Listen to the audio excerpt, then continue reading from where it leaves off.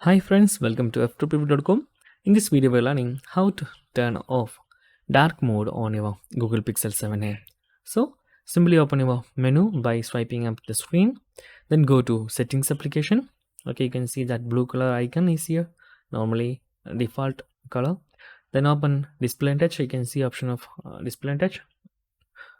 Open that, then you can see option of dark theme here. Simply tap on that button to turn off, and now it is turned off dark theme or dark mode.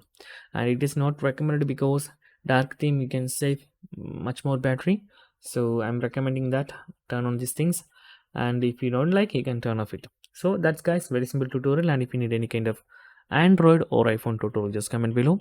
I will post my replies as video so you can easily watch and understand it. And if you enjoyed this video, please like, comment, share and subscribe our channel for getting more videos like this. Thank you so much for watching. Have a nice day. Bye bye.